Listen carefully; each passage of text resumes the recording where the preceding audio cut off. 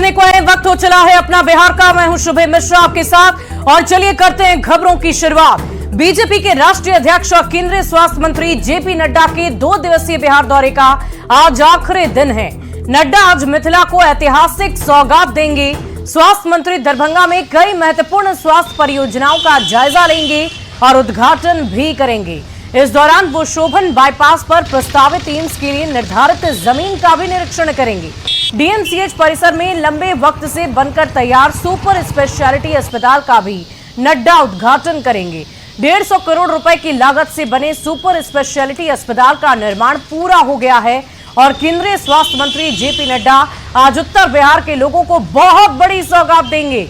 JP Nadda Muzaffarpur में SKMCH परिसर में सुपर स्पेशलिटी हॉस्पिटल का उद्घाटन करेंगे। केंद्रीय मंत्री आदरणीय जेपी नड्डा जी 12 बजे दरभंगा हवाई अड्डा पर पहुंच जाएंगे और वहां बाहर में हम लोग कार्यकर्ताओं के द्वारा ऐतिहासिक स्वागत उनका वहां पर करने वाले हैं और फिर एम्स के ज़मीन पर शोभन वहाँ से पहुँचेंगे और शोभन में एम्स ज़मीन जो माननीय नीतीश कुमार जी बिहार सरकार ने दिया है उसका निरीक्षण करेंगे और वहाँ भी उनका भव्य स्वागत होगा। मिथिला के जो परंपरा है उससे स्वागत उनका होगा और शंख वादन भी होगा और मिथिला के पंडित के द्वारा वेद उच्चारण भी वहाँ पर किया जाएगा और फिर वहाँ से आकर के जो 150 करोड़ की लागत से सुपर स्पेशलिटी अस्पताल का लोकार्पण होना है। और केंद्रीय स्वास्थ्य मंत्री जेपी नड्डा ने बिहार को स्वास्थ्य सेवा के क्षेत्र में बहुत बड़ी सौगात दी है। 2 दिन के बिहार दौरे के पहले दिन जेपी नड्डा ने पटना के आईजीआईएमएस में RIO यानी कि रीजनल इंस्टीट्यूट ऑफ ऑफ्थल्मोलॉजी का उद्घाटन किया है और उसके बाद सीधे भागलपुर पहुंचे और केंद्रीय स्वास्थ्य मंत्री ने जवाहरलाल नेहरू मेडिकल कॉलेज अस्पताल में सुपर स्पेशलिटी ब्लॉक का उद्घाटन किया। और इतना ही नहीं, इसके बाद वो सीधे गया पहुंचे जहां उन्होंने अनुग्रह नारायण मगध मेडिकल कॉलेज और अस्पताल में भी सुपर स्पेशलिटी ब्लॉक का उद्घाटन किया। 3 अलग अलग तस्वीरें अलग अलग जिलों की आपकी टीवी स्क्रीन पर है। पहली तस्वीर राजधानी पटना के आईजीआईएमएस के नेत्र विभाग के उद्घाटन की तस्वीर और भागलपुर के 200 बेड के सुपर स्पेशलिटी ब्लॉक का भी उद्घाटन हुआ। साथ ही साथ गया की तस्वीरें भी हम आपको दिखा रहे हैं जहां एक्सक्लूसिव सुपर स्पेशलिटी हॉस्पिटल का उद्घाटन किया गया।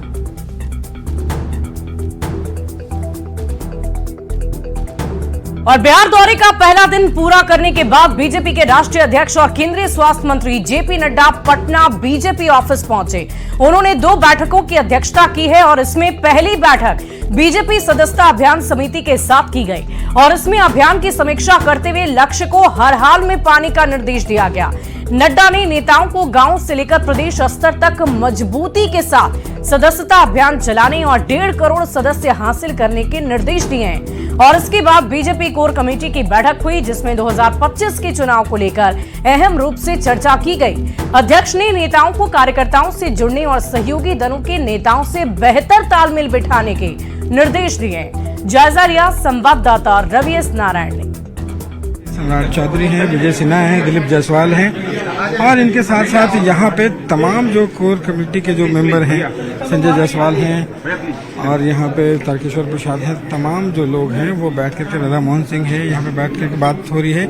और इस बैठक में सबसे खास बात है कि जो सदस्यता अभियान है उसको लेकर के समीक्षा की जाएगी और साथ ही यहाँ पे 2025 के जो विधानसभा का चुनाव है उसे लेकर के यहाँ पे रणनीतियों पर चर्चा होगी। जो बैठक है बीजेपी की जेपी नड्डा के अगुवाई में वो बेहद खास है क्योंकि 2025 के चुनाव को लेकर के यहाँ पे बड़ी रणनीति तय की जाएगी। पटना से रवि एस नारायण की रिपोर्ट। और बिहार विधानसभा में 3 साल पहले सदन के अंदर से लेकर बाहर तक मारपीट की घटना घटी थी और मामले को संभालने के लिए तब सदन के अंदर पहली दफा पुलिस को बुलाना पड़ गया था। घटना की गंभीरता को देखते हुए तब तत्कालीन विधानसभा अध्यक्ष विजय सिन्हा ने जांच समिति का गठन किया था, जो इस पूरे मामले की जांच कर रही थी। लेकिन 2 साल पहले जब गठबंधन टूटा तब जांच बंद कर दी गई थी। लेकिन अब जब एक बार फिर गठबंधन बदला है, तब इस मामले की जांच की फाइल फिर से खुल सकती है, जिससे कई विधायकों की समस्याएं बढ़ सकती है। बिहार विधानसभा से पूरी जानकारी दे रहे हैं न्यूज 18 संवाददाता आनंद अमृतराज। 3 साल पहले बिहार विधानसभा में जबरदस्त हंगामा हुआ था, जब बात मारपीट तक पहुंच गई थी, और तब इसकी चर्चा देश भर में हुई थी। और बिहार विधानसभा में जो कुछ घटना घटी थी, उससे न सिर्फ बिहार विधानसभा से अनुसार हुआ था, बल्कि बिहार के राजनीतिक गलियारों में भी जबरदस्त चर्चा थी। इस घटना के बाद एक जांच समिति बनाई गई थी, और जो इस घटना की जांच कर रही थी, और जांच में जो दोषी थे उन पर कार्रवाई की भी बात हुई थी। लेकिन 2 साल पहले वो जांच बंद कर दी गई थी। लेकिन जो वर्तमान में राजनीतिक समीकरण बदला है, एक बार फिर से ये चर्चा है कि एक बार फिर से जो आचार समिति की फाइल थी उसे खोला जा सकता है। यानी कि जो 3 साल पहले मारपीट की घटना हुई थी, एक बार फिर से वो जांच समिति की फाइल खोली जा सकती है। दरअसल 23 मार्च वो दिन था 2021 का, जब विधानसभा के अंदर और बाहर जबरदस्त मारपीट की घटना घटी थी, और सत्तारूढ़ पार्टी के विधायक हो या फिर विपक्षी पार्टी के विधायक आपस में ही उलझ गए थे। और तब बिहार विधानसभा के जो अध्यक्ष थे वो थे विजय सिन्हा, और घटना तब ये भी हुई थी कि उन्हें उनके कक्ष में ही बंद कर दिया गया था, और जिन्हें सुरक्षित निकालने के लिए, सदन को व्यवस्थित करने के लिए पहली बार विधानसभा के अंदर पुलिस को बुलाना पड़ गया था। और विधानसभा के इतिहास में शायद पहली घटना ऐसी हुई थी जब बिहार पुलिस विधानसभा के अंदर तक पहुंच गई थी। और जैसी बात, ये पूरी घटना तब हुई थी जब बिहार पुलिस सशस्त्र विधेयक 2021 को पेश करने के दौरान ये घटना घटी थी। यानी कि बिहार पुलिस सशस्त्र विधेयक 2021 को जब पेश किया जाता, उस वक्त ये घटना घटी थी, और विपक्षी पार्टी ने आरोप लगाया था कि ये कानून विपक्षियों को दबाने के लिए बनाया जा रहा है। जाहिर सी बात है, जब ये घटना घटी उसके बाद जो तत्कालीन अध्यक्ष थे विजय सिन्हा, उन्होंने आचार समिति को जांच का जिम्मा दे दिया था, जिसने इसकी जांच शुरू कर दी थी। और जो संबंधित घटना घटी थी उसका वीडियो फुटेज भी दिखाया गया था, उसकी भी जांच हो रही थी। लेकिन धीरे धीरे उस समय खबर ये भी मिली थी कि इसमें लगभग 1 दर्जन से ज्यादा विधायकों को पर पहचान की गई है और उन पर कार्रवाई हो सकती है। लेकिन 2 साल पहले जब महागठबंधन की सरकार बनी, उसके बाद ये जांच समिति जो जांच कर रही थी उसने जांच बंद कर दी। लेकिन अब जब वर्तमान में एनडीए की सरकार बन गई है, एक बार फिर से खबर मिल रही है कि उस फाइल को खोला जा सकता है और उसकी जांच की जा सकती है। और जैसी बात है, इसी साल फरवरी में भाजपा के नंद किशोर यादव जो विधानसभा अध्यक्ष बने, उनके सामने ये जांच वाला मामला लाया गया, तो उन्होंने समीक्षा की, और समीक्षा के बाद यह विषय लंबित हो गया। यानी कि आचार समिति अब नए सिरे से जांच कर सकती है। तो जाहिर सी बात है, बिहार विधानसभा के अंदर 3 साल पहले जो घटनाएं घटी थी, एक बार फिर से उसकी जांच हो सकती है, और जो दोषी विधायक है उन पर कार्रवाई भी हो सकती है। बहरहाल ये जांच कितनी आगे बढ़ती है और क्या कुछ होता है, ये देखना दिलचस्प होगा, चूंकि आने वाले साल में बिहार विधानसभा का चुनाव भी है, और आने वाले मामले में ये मुद्दा एक बार फिर से राजनीतिक रंग भी ले सकता है। कैमरामैन अमित के साथ आनंद अमृतराज, न्यूज 18 नेटवर्क, पटना। और अगर आप 9 सितंबर को पटना आने की सोच रहे हैं तो सावधान हो जाइए, क्योंकि इस दिन आपको ऑटो रिक्शा नहीं मिलेगा, क्योंकि परेशानियां आपकी ज्यादा बढ़ सकती है। आपको बता दें कि पटना की सड़कों पर 9 सितंबर को सार्वजनिक परिवहन के वाहन नहीं चलेंगे। ऑटो और ई रिक्शा को रूट में बांटकर कलर कोड और यूनिक कोड के जरिए परिचालन करने के फैसले के विरोध में चालकों ने 1 दिवसीय हड़ताल पर जाने का फैसला कर लिया है, जिसको लेकर शहर के सभी रिक्शा और ई रिक्शा चालकों ने बैठक कर निर्णय लिया है। मामले पर और अधिक जानकारी दे रहे हैं न्यूज 18 संवाददाता अमरजीत शर्मा। बिहार में एक बार फिर से ऑटो वालों का हड़ताल होने वाला है, और इस बार ई रिक्शा चालक भी उनके साथ रहेंगे। कारण है, रूट में अलग से पहचान देने की बात सरकार की तरफ से हो रही है, जिसका घाटा इन ऑटो वालों को भी होगा, क्योंकि जिस रूट में चलेंगे उसके अलावे किसी रूट में उन्हें चलने का अधिकार नहीं होगा। सरकारी तो गलत कर रहा है, सरकार बहुत गलत कर रहा है। टेम्पो वाला पर अत्याचार इतना कर रहा है कि जिसका कोई अच्छी नहीं है। सरकार यही सोच रहा है कि हम अपना मनमानी करें। हाँ बताइए, ये गलत बात है। सरकार के ऐसा नहीं सोचना चाहिए, सरकार के सबके एक नजर से देखना चाहिए। घाटा होगा नहीं, अब कहीं जाए नहीं करेगा, एक रूट में रहेगा तो कैसे होगा? दिक्कत तो है, नहीं होगा। अन्याय हो रहा है इस बार। अन्याय की पुलिस तंग करवे करते हैं, जहाँ के पावा वहाँ गाली बक देंगे पुलिस। तहीं सु अगर रोड पर तहीं सु हल्का भी पैसेंजर लेने के लिए भी, तब पैसेंजर लेने की जगह तो पहले है। पार्किंग में कोई सुविधा नहीं है, कहीं भी पार्किंग में, हर एक जगह पार्किंग है नहीं है, ड्राइवर के मार बैठे हैं। यही सब ड्रामा बहुत ज्यादा है प्रशासन का। गाड़ी खड़ा होता है तो फोटो खींचता है, अरे फोटो क्या खींचना, उतना पैसा वाला है टेम्पो वाला कि फोटो खींचा, 10,000 का चलान कर दिया, 5,000 का चलान कर दिया। हाँ, कैसे मेहनत से कमाता टेम्पो वाला जानता है। हड़ताल पर जाने से सिस्टम बदलेगा, हड़ताल होगा, बढ़िया से सिस्टम कायदा में रहेगा। आदमी 50 रुपया के लिए मुंह कान पर हाथ चला देता है।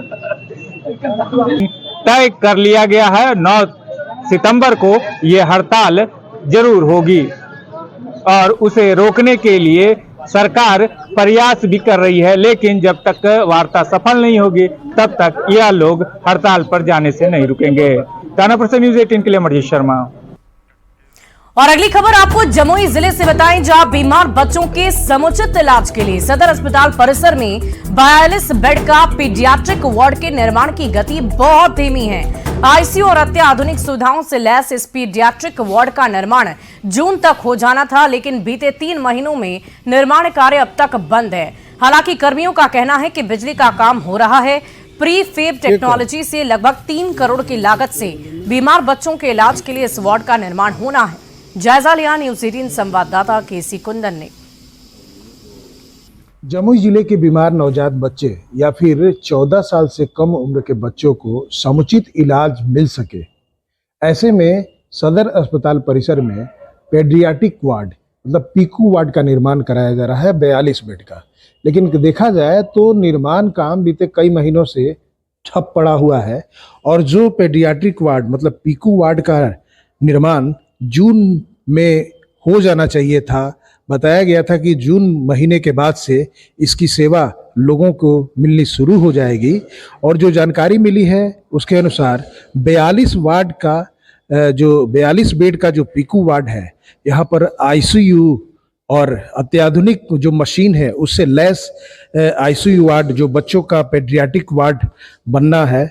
और यहाँ पर अगर देखा जाए तो निर्माण एजेंसी या फिर जो संवेदक है उनकी लापरवाही कहे कि इस कारण महीनों पहले इसका निर्माण हो जाना चाहिए था, लाभ भी मिलना शुरू हो जाना चाहिए था, लेकिन अभी तक इसका लाभ नहीं मिल शुरू हुआ है। अभी थोड़ा सा बिजली का काम बचा हुआ है और फॉल सीलिंग बचा हुआ है जो कि मतलब 15 से 20 दिन का काम है और बिजली का काम शुरू हो गया है और लगभग रखिए 15 से 20 दिन में कंप्लीट हो जाएगा। निर्माण एजेंसी से जुड़े हुए यह शख्स है और इनका कहना है कि 15 दिन में निर्माण कार्य कंप्लीट हो जाएगा। बता दें कि महीनों बीत गया स्ट्रक्चर को खड़ा करने में, जबकि यहाँ पर आईसीयू कंप्लीट करना है, फॉल सीलिंग का काम करना है, तमाम मशीनों को लगाना है। अब इनका कहना है कि 15 दिन में काम पूरा हो जाएगा। हैरानी की बात है कि इनका दावा देखते हैं कि कितना पूरा होता है, लेकिन फिलहाल इस पेडियाट्रिक वार्ड को शुरू होने की जरूरत है क्योंकि जमुई जिले के नवजात बच्चे या जो बालक होते हैं उनको दूसरे शहर में इलाज के लिए जाते हैं। ऐसे में जरूरी है कि इसका सही समय पर जल्द से जल्द इस पेडियाट्रिक वार्ड की शुरुआत हो जाए। केसी कुंदन, न्यूज़ 18 जमुई। और बड़ी खबर आपको बगहां से बताएं, जहां गंडक नदी के जलस्तर में लगातार बढ़ोतरी देखी जा रही है। फिलहाल गंडक नदी में 1,80,000 क्यूसेक पानी का डिस्चार्ज हो रहा है। गंडक नदी के बढ़ते जलस्तर के बाद जल संसाधन विभाग की टीम को अलर्ट कर दिया गया है। वहीं बांधों और तटबंधों पर भी दबाव है। गंडक नदी के जलस्तर का जायजा लिया है न्यूज़ 18 संवाददाता मुन्ना राज ने। गंडक नदी के जलस्तर में एक बार फिर वृद्धि दर्ज की गई है और वाल्मीकि नगर गंडक बराज की बात करें तो वाल्मीकि नगर गंडक बराज पर जलस्तर बढ़कर 1,84,000 क्यूसेक तक पहुंच गया था। हालांकि धीरे धीरे थोड़ी गिरावट भी दर्ज की गई, लेकिन नेपाल के तराई इलाकों में लगातार बारिश हो रही है और बारिश के बाद जिस तरह से गंडक नदी एक बार फिर शांत हो गई थी तो धीरे धीरे नेपाल की नारायणी नदी के जलस्तर में भी उछाल दर्ज किया गया है और धीरे धीरे यह जलस्तर बढ़कर 1,00,000 क्यूसेक के पार पहुंच गया है। तो फिलहाल बाढ़ की बड़ी संभावनाएं तो नहीं दिख रही है, लेकिन जिस तरह से नेपाल के जल अधिग्रहण क्षेत्रों में बारिश हो रही है और यह बारिश होते रहा तो निश्चित तौर पर गंडक नदी के जलस्तर में और भी उछाल जरूर दर्ज किया जाएगा और धीरे धीरे जलस्तर में वृद्धि के बाद जल संसाधन विभाग के अभियंताओं के भी होश उड़ गए हैं और बांधों और तटबंधों की सुरक्षा बढ़ा दी गई है, लेकिन गंडक नदी के जलस्तर में उतार चढ़ाव के बाद निश्चित तौर पर बांधों और तटबंधों पर दबाव जरूर बनेगा, जिसको देखते हुए जल संसाधन विभाग के साथ ही जिला प्रशासन की टीम भी अलर्ट मोड पर काम कर रही है। अब देखना होगा कि नेपाल में जिस तरह से बारिश हो रही है और जिस तरह से गंडक नदी के जलस्तर में उतार चढ़ाव जारी है, आने वाले दिनों में बाढ़ की क्या संभावनाएं आती है। मुन्ना राज, न्यूज 18, बगहा। और मानसून की बारिश से किसानों के लिए राहत तो कुछ लोगों के लिए आफत भी खड़ी कर दी है। मोतिहारी में NH-28 जलजमाव की वजह से झील में तब्दील हो चुका है। हाईवे पर जलजमाव की वजह से लोगों को बहुत सारी परेशानियों का सामना करना पड़ता है। कई जगह सड़कें टूट भी गई है। स्थानीय लोग जिला प्रशासन से जल निकासी की लगातार मांग कर रहे हैं।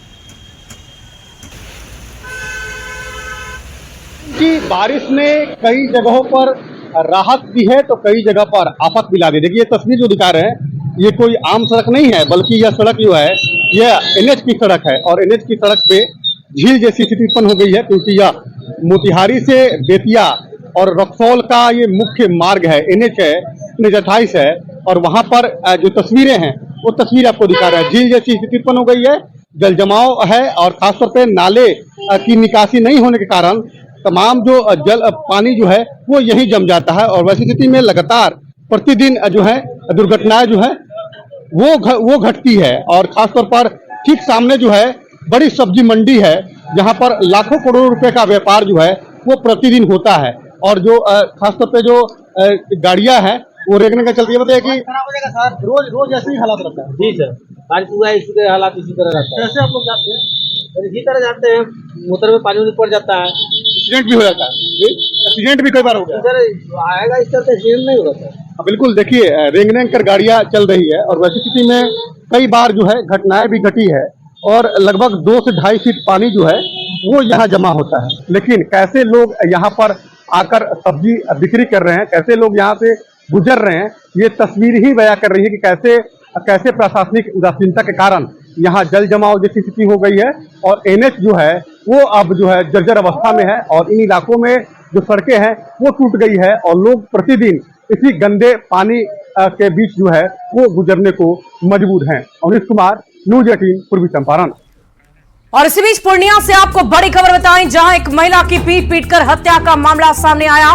महिला के पति पर हत्या का आरोप लगा है। ये घटना बायसी थाना क्षेत्र के बसडी गांव की बताई जा रही है। बताया जा रहा है कि महिला की शादी 7 साल पहले मलहरिया में जालिम शर्मा के साथ हुई थी। शादी के बाद ही उसका पति उसके साथ मारपीट किया करता था। बीती रात भी पति ने महिला की पिटाई की, जिससे उसकी मौत हो गई। पत्नी को मारने के बाद आरोपी खुदकुशी करने की कोशिश कर रहा था, लेकिन ग्रामीणों ने उसे बचा लिया। मामले की सूचना पर पुलिस मौके पर पहुंची और आरोपी को गिरफ्तार कर लिया। फिलहाल पुलिस इस पूरे मामले की तहकीकात में जुटी हुई है। के साथ करता था पत्नी, आप देखे थे उनको? कभी देखे उसको? देखे थे। तो क्या नाम है उस लड़का का? किसके साथ चक्कर चलता था? कहाँ गांव का है कि बाहर का है? बड़ा भाई था। अच्छा, उनका लड़की आपका पत्नी का बड़ा भाई था? कैसा बड़ा भाई था, कैसा? सबसे बड़ा। अच्छा, उनके साथ चक्कर चल रहा था। पति के द्वारा ही मामले की बात नहीं कर मृतिका के पति कर लिया गया है वार्ड नंबर 14 और जिस चीज से मारा है वह भी सामान को बरामद कर लिया। और अगली खबर बेतिया से, जहां मझौलिया स्थित एक मोबाइल दुकान में भीषण चोरी का मामला सामने आया है। चोरों ने दुकान में रखे 20 लाख से अधिक के मोबाइल की चोरी कर ली है। चोरी की पूरी वारदात वहां पर लगे सीसीटीवी कैमरे में कैद हो गई। घटना के बाद मौके पर पहुंची पुलिस ने इस पूरे मामले की तहकीकात की और इस घटना के बाद पूरे इलाके में हड़कंप मच गया है। लगा हुआ है, ताला उखाड़ के शटर उखाड़ दिया गया है, उसमें से घुस के लगभग पूरा मोबाइल लगभग 15-18 लाख और कैश 2 लाख, लगभग 18-20 लाख के करीब में चोरी हो गया है। क्या क्या चोरी हुआ है? जैसे मोबाइल हो गया, जैसे सब डीलर का कंपनी होता है, ऑनलाइन से मंगाए हुए लगभग 14-15 लाख का मोबाइल होगा और लगभग कैश भी था 2 लाख। और मुजफ्फरपुर में धीरे धीरे सियार का आतंक बढ़ता ही जा रहा है। पहले मुशहरी प्रखंड के शेरपुर इलाके में सियार ने करीब 12 लोगों को जख्मी किया और अब कुढ़नी प्रखंड के माधोपुर सुस्ता इलाके में भी लोगों पर हमला बोल दिया है। कई बच्चे तो गंभीर रूप से जख्मी हैं, इलाजरत हैं और फिलहाल सभी को ये कहा जा रहा है कि वो बचकर रहें। बताया जा रहा है कि माधोपुर सुस्ता इलाके में सियार खूंखार हो गया है, लगातार लोगों पर हमले कर रहा है और अब तक इस इलाके में करीब 10 लोग शिकार हो चुके हैं। सियार के आतंक से पूरे इलाके में भय की स्थिति बनी हुई है। लोग लाठी डंडे लेकर इलाके में घूम रहे हैं। वन विभाग की टीम भी सियार को पकड़ने में लगातार जुटी हुई है। कई जगहों पर सियार के मांद के पास जाल लगाया गया। हालांकि मीनापुर में भी कई लोगों के घायल होने के बाद एक सियार को पकड़ा गया है। और बहुत को घबाइल कर दिया, मेरे बेटा को बहुत फाड़ दिया, छेड़ दिया। कुत्ता था जी।